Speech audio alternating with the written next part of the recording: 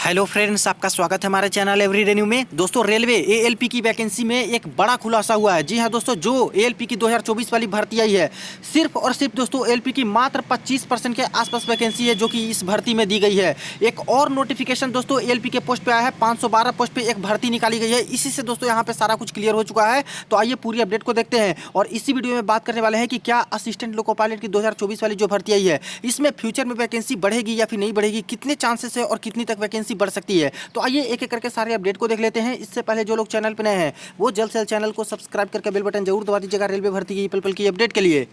दोस्तों, mock test के लिए जिन्हें भी टेस्ट टू पास बाई करें, देखिए उनके लिए काफी अच्छा अवसर है। टेस्ट टू पास प्रो पे दोस्तों भारी डिस्काउंट यहां पे चल रहे हैं। 19 से 22 फरवरी के बीच में ऑफर है और दो तरह का प्लान है दोस्तों, एक ईयरली पास प्रो का है और एक लाइफ टाइम पास प्रो का है। इसमें बात करें तो ईयरली टेस्ट टू पास प्रो बाई करना चाहते हो तो मात्र अभी 351 रुपए में बाई कर सकते हो। वही लाइफ टाइम के लिए बाई करना चाहो तो मात्र 483 रुपए में ही बाई कर सकते हो। बाई करते समय अगर कूपन कोड में टाइप करते हो NEW न्यू तो एक्स्ट्रा आपको 10% की जगह 12% ऑफ अभी मिल रहे हैं। इसके बाद जितने गवर्नमेंट एग्जाम है रेलवे के सारे एग्जाम्स के mock test, previous year paper, sample paper सब कुछ अवेलेबल है। SSC, banking, other state government exam के भी मॉक टेस्ट लगा सकते हो।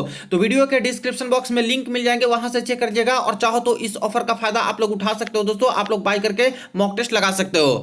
देखिए फ्रेंड्स, ये रही ऑफिशियल नोटिफिकेशन जो कि सेंट्रल रेलवे की तरफ से जारी किए गए हैं। डेट 21/2/2024 लेटेस्ट है, यानी असिस्टेंट लोको पायलट की जो डायरेक्ट रिक्रूटमेंट कोटा के तहत वैकेंसी निकाली गई थी 5696। इसका फॉर्म फिलअप का तारीख दोस्तों खत्म हो चुका है। इसके बाद का ये नोटिफिकेशन जो कि एएलपी की एक भर्ती निकाली गई है। अब इसमें देखा जाए तो divisional office personal branch CST Mumbai की तरफ से जारी किए गए। सब्जेक्ट में देखिए formation of panel for the post of assistant loco pilot, जिसमें डीजल इलेक्ट्रिकल आता है, ML2 पेमेंट, इतना सब कुछ मेंशन है। कौन सी भर्ती है तो कैडर अगेंस्ट डिपार्टमेंटल कोटा, यानी डिपार्टमेंटल कोटा के अंतर्गत मुंबई डिवीजन में भर्तियां निकाली गई है। और वैकेंसी देखिएगा तो दोस्तों बिल्कुल ही चौंक जाइएगा। देख लीजिए सिर्फ और सिर्फ सेंट्रल रेलवे के मुंबई डिवीजन में कितनी भर्ती दे दिए हैं।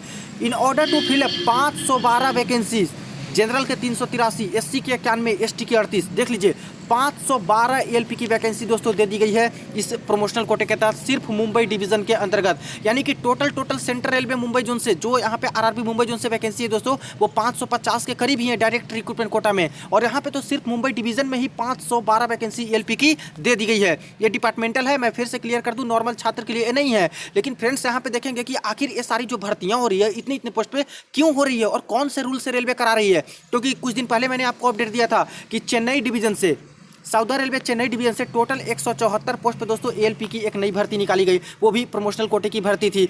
जबकि यहाँ पे डायरेक्ट रिक्रूटमेंट कोटा की भर्ती दी गई है RRB चेन्नई से मात्र 148 दी गई है। तो ये कैसे है कि यहाँ पे डिपार्टमेंटल में ही 174 पोस्ट दे दिए गए और डायरेक्ट रिक्रूटमेंट में 5 साल 6 साल छात्र वेट किए तब मात्र 148 निकल के आए। तो कौन से रूल से इतना भर्ती है जो कि निकाल रहे हैं प्रमोशनल कोटे वाले छात्र के लिए। यहाँ पे देख लेते हैं रूल इन्होंने बताया है दोस्तों कि जो रेलवे का एक बोर्ड का ऑर्डर लेटर नंबर आया था, ये जो ऑर्डर लेटर नंबर है 14/5/2018 के डेट में, इसी के अकॉर्डिंग यहाँ पे जो भर्तियां हैं इतने पोस्ट पे निकाले जा रहे हैं। अब इसमें थोड़ा सा एजुकेशनल क्वालिफिकेशन देख लेते हैं कि कौन कौन आवेदन कर सकते हैं। इसके बाद बाकी बात करेंगे डायरेक्ट रिक्रूटमेंट कोटा वाली वैकेंसी पे और यहाँ पे वैकेंसी बढ़ेगी या फिर नहीं उसके बारे में। देखिए यहाँ पे बोले गए हैं applications are invited from the volunteering diesel electrical loco fitters of diesel electrical loco sheds with 3 year service. यानी जो छात्र यहाँ पे डीजल या फिर इलेक्ट्रिकल लोको फीटर्स हैं या फिर डीजल इलेक्ट्रिकल लोको शेड में काम किए हैं, रेलवे के एम्प्लॉय कम से कम 3 साल तक नौकरी किए हैं, वो यहाँ पे इसके लिए आवेदन कर सकते हैं। इसके बाद है फेलिंग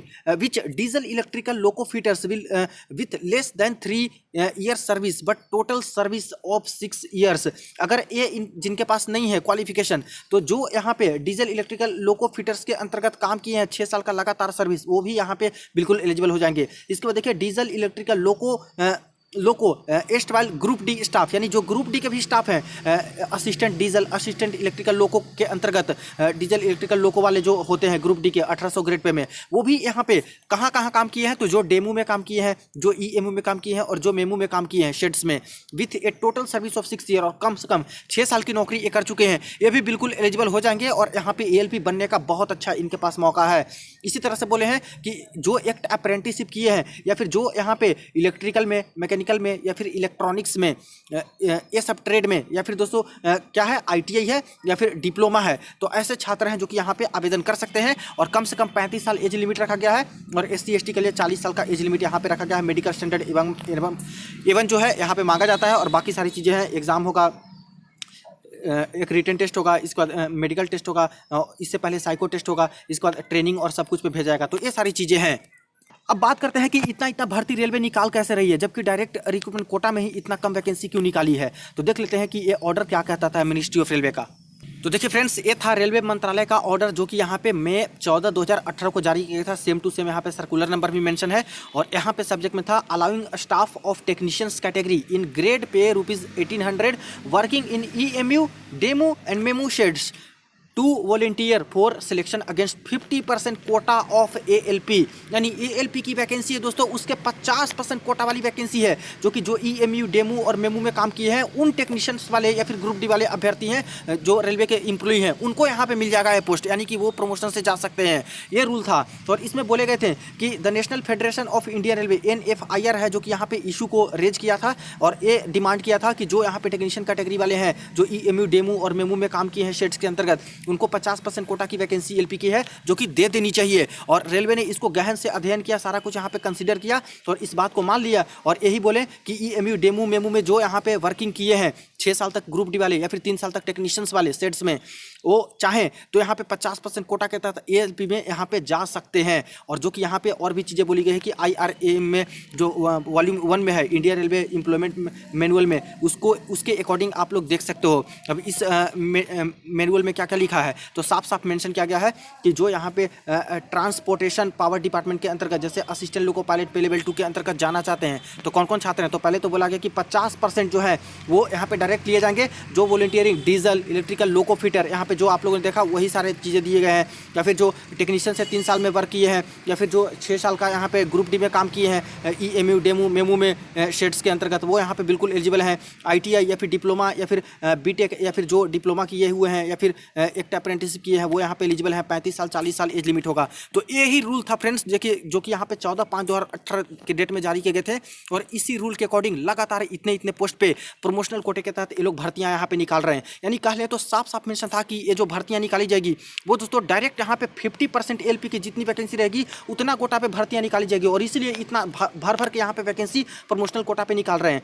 अब देखिए क्या हुआ है, 50% कोटा तो यहाँ पे प्रमोशनल कोटा से निकाल दे रहे हैं, 25% कोटा कहाँ पे दे दिए, GDC भर्ती में दे दिए। यानी टोटल कितना हो गया दोस्तों, 75% कोटा LP की भर्ती कहाँ दे दिए, सिर्फ और सिर्फ डिपार्टमेंटल वालों के लिए GDCE और LDCE में। और बच गया कितना, मात्र 25% के आसपास, जो कि डायरेक्ट रिक्रूटमेंट कोटा में ये लोग निकाले हैं। तो ये कहाँ से दोस्तों जायज़ है बताइए। जब डायरेक्ट रिक्रूटमेंट कोटा की वैकेंसी आती है तो 50 से 60% टोटल वैकेंट पोस्ट का उन्हीं का रहता है, लेकिन दोस्तों ये तो डायरेक्ट यहाँ पे सिर्फ और सिर्फ रेलवे एम्प्लॉय को ही ये सारी पोस्ट है जो कि दे दे रहे हैं। और ये मैं नहीं कह रहा हूँ कि 50-25%, ये रेलवे का रूल का था फ्रेंड्स, आप लोग खुद देख सकते हो कि साफ साफ लिखा है कि 50% कोटा जो LP का है वो इस रूल से हम लोग यहाँ पे निकाल रहे हैं। और प्लस 25% कोटा तो आपको पता है कि GDC में टोटल जो वैकेंसी रहती है उसकी 25% भर्ती कराते हैं, तो GDC का नोटिफिकेशन तो निकाल ही चुके हैं, प्लस अब प्रमोशन कोटा से ये सभी भर्तियां निकाल रहे हैं, तो 75% तो सीट ऐसे ही गया। इसलिए फ्रेंड्स जो रेलवे के यूनियन जो पहले बोल भी रहे थे कि LP वाले कि बहुत सारी पोस्ट खाली है, बहुत कम वैकेंसी हो रही है, तो क्यों कम वैकेंसी दी जा रही है रेलवे में और क्यों मात्र 5696 पद निकले हैं, ये अब क्लियर हो गया कि देखिए मामला एक्चुअली था क्या। मामला ये था कि यहाँ पे मैक्सिमम जो पोस्ट है दोस्तों खाली पद है, जो कि यहाँ पे प्रमोशनल कोटा से और GDC वाली भर्ती में ये लोग दे चुके हैं। तो जो वैकेंसी बच गई वही दोस्तों यहाँ पे है जो कि नोटिफाई कर दिए डायरेक्ट रिक्रूटमेंट कोटा के तहत। वरना दोस्तों 5 साल 6 साल हो गए हैं, ऐसा हो ही नहीं सकता कि यहाँ पे सेफ्टी कैटेगरी जो सबसे ज़्यादा क्रिटिकल सेफ्टी कैटेगरी में LP की पोस्ट आती है उसकी 6 साल में मात्र इतनी कम वैकेंसी रहे। अब देखिए इनके जो सर्कुलर्स है, इनके जो ऑर्डर्स हैं उसके अकॉर्डिंग ये चीज़ें मैं ही नहीं कह रहा हूँ। यहाँ पे दोस्तों नॉर्थ वेस्टर्न रेलवे के एम्प्लॉई यूनियन है, इनके तरफ से भी ये चीज़ें बोली गई थी कि जो यहाँ पे 25 जनवरी के डेट में ये लोग एक नोटिस जारी किए थे AIRF को कि इन्वॉल्वमेंट लीजिए, यहाँ पे वैकेंसी को बढ़ाने की मांग कीजिए क्योंकि यहाँ पे बहुत ज़्यादा पोस्ट खाली है और काफ़ी कम पोस्ट पर भर्तियाँ निकाले हैं। और यहाँ पे डायरेक्ट आप लोग की ही बात कही जा रही थी कि CNA/2024 में जो भर्तियाँ निकाली गई है इसके पोस्ट को बढ़ाने के लिए। तो इन्होंने साफ साफ बोला था कि 5696 पद जो निकाले हैं ये बहुत कम पद निकाले हैं और मात्र जितनी पोस्ट रेलवे में खाली है उसके 30% ही वैकेंसी को ये लोग फिल कर रहे हैं, देख लीजिए। But railway board issued notification to fill up only about 30%। तो इन्होंने बोला था कि सिर्फ और सिर्फ अप्रोक्स 30% के आसपास पोस्ट है जिसको भरने के लिए ही कोशिश कर रहे हैं रेलवे वाले। तो यही तो मैंने बोला कि दोस्तों 75% के आसपास तो ये लोग दूसरे कैटेगरी में पोस्ट दे दिए, तभी तो 25% के आसपास जो पोस्ट खाली थी वो यहाँ पे आपके लिए निकल के डायरेक्ट रिक्रूटमेंट कोटा में दिए। और यही यूनियन वाले भी बोल रहे हैं कि मात्र 30% के आसपास ही वैकेंसी को भर रहे हैं, जबकि बाकी सारी पोस्ट खाली है। तो क्यों खाली है आप लोगों ने देख लिया कि यहाँ पे सब तो खुलासा हो ही चुका है कि ये जो पोस्ट है नए जो पुराना वाला रूल है 2018 का, उसके अकॉर्डिंग काफी सारे पोस्ट प्रमोशनल कोटा से दे दिए हैं। अब दोस्तों बात करते हैं कि जो यहाँ पे भर्ती निकाली गई है 5696, तो क्या यहाँ पे बीच में ये वैकेंसी बढ़ सकती है, इंक्रीज हो सकती है या फिर नहीं हो सकती। तो इससे पहले एक बात और जान लीजिए, यहाँ पे देखिए 2018 में लास्ट भर्ती आई थी दोस्तों असिस्टेंट लोको पायलट की, इसके बाद 2024 में ये लोग निकाले। बीच में जो 6 साल 5 साल का गैप हुआ, यहाँ पे बोल रहे हैं कि हमने 5 साल की वैकेंसी को लेकर के चला था, ठीक है इसको भी मान लेते हैं।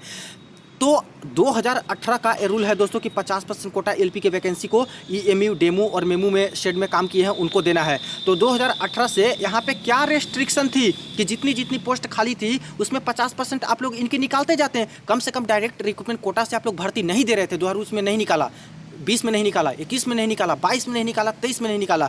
लेकिन रेलवे जो एम्प्लॉई काम कर रहे थे इस रूल के अकॉर्डिंग उनको तो ये पोस्ट देते रहते हैं। ऐसा बर्डन तो नहीं होता जैसे कि एक साथ यहाँ पे जितने पोस्ट खाली थे 17,000 18,000 के आसपास एलपी का, तो यहाँ पे सीधे डायरेक्ट रिक्रूटमेंट कोटा वाले को देते हैं। लेकिन क्या किए कि इतना पोस्ट खाली हुआ तो एक साथ यहाँ पे प्रमोशनल कोटे वाले को भी यहाँ पे रूल को लागू करके उनको दे दिए ढेर सारे पोस्ट, जीडीसी में दे दिए, और जो बचा यहाँ पे डायरेक्ट रिक्रूटमेंट कोटा को दे दिए, तभी तो इतनी कम पोस्ट आई है। तो ये चीज़ें इनको करनी चाहिए थी कि नहीं, कि पहले ही यहाँ पे 2020 में 2021 में धीरे धीरे करके जितना पोस्ट था उसके 50% करके आप लोग यहाँ पे कम से कम इनको पहले भरते जाते हैं, ठीक है, इनको देते रहते हैं जो यहाँ पे खास करके रूल है इसके अकॉर्डिंग। तो आपने यहाँ पे इस रूल के अकॉर्डिंग दिया ही नहीं उनको, और बर्डन इन पे भी बढ़ता गया, और जब वैकेंसी इतनी ज़्यादा हो गई तो यहाँ पे सबसे ज़्यादा वैकेंसी इनको मिल गई, और बाकी जो है मिले जुले कुछ पोस्ट बचे वो दोस्तों यहाँ पे डायरेक्ट रिक्रूटमेंट कोटा के तहत निकाले हैं। तो ये सारी चीज़ें हैं फ्रेंड्स। अब बात करते हैं वैकेंसी बढ़ेगी या फिर नहीं बढ़ेगी। तो देखिए ज़्यादातर पोस्ट है जो कि कहाँ चली गई दोस्तों, यहाँ पे प्रोमोशनल कोटे में चली गई, जीडीसी कोटे में ये लोग करवा रहे हैं, ठीक है। इस बार की वैकेंसी से मात्र 5696 पद यहाँ पे डायरेक्ट रिक्रूटमेंट कोटा के तहत दिए हैं। अब यहाँ पे जो ये रूल है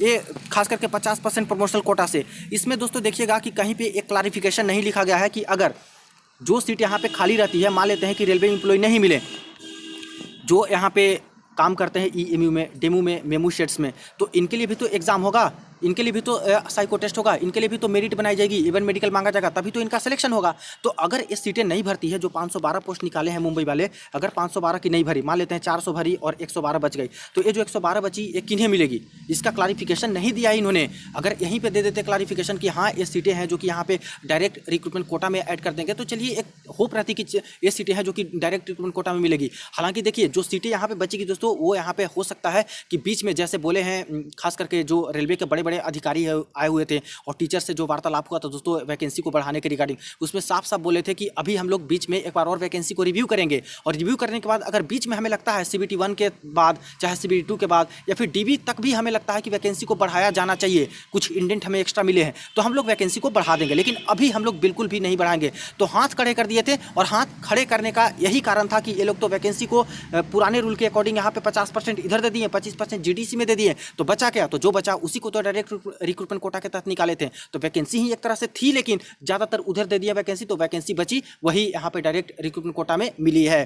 तो यही हो सकता है कि यहाँ पे जो यहाँ से अगर पोस्ट खाली रहेंगी, या फिर कोई एक्स्ट्रा पोस्ट मान लेते हैं क्रिएट हो गया 2024 में, क्योंकि एक्स्ट्रा पोस्ट क्रिएट करने का मिनिस्ट्री ऑफ फाइनेंस ने यहाँ पे ऑर्डर दे रखा है रेलवे मंत्रालय को, तो अगर एक्स्ट्रा पोस्ट क्रिएट कुछ कर देते हैं 2024 के अंतर्गत बीच में ही फाइनल प्रोसेस करते करते, तब दोस्तों आपकी वैकेंसी बढ़ने की उम्मीदें हैं। वरना यहाँ से जो पोस्ट खाली रहेंगी, यहाँ पे इतने छात्र नहीं मिल पाए, पूरे के पूरे नहीं मिल पाए, तो ऐसे केस में ये सारी सीटें हैं जो कि यहाँ पे मिल सकती है नॉर्मल छात्र को, यानी कि डायरेक्ट रिक्रूटमेंट कोटा के तहत जो चांसेस हैं, लेकिन उतना भी बहुत ज़्यादा चांसेस नहीं है कि बहुत ज़्यादा बढ़ जाएगी। कुछ पोस्ट है जो कि यहाँ पे बढ़ सकते हैं दोस्तों, जो कि ये कहा नहीं जा सकता कि कब ये लोग वैकेंसी बढ़ाएंगे, क्योंकि कथनी और करनी में बहुत फर्क होता है दोस्तों।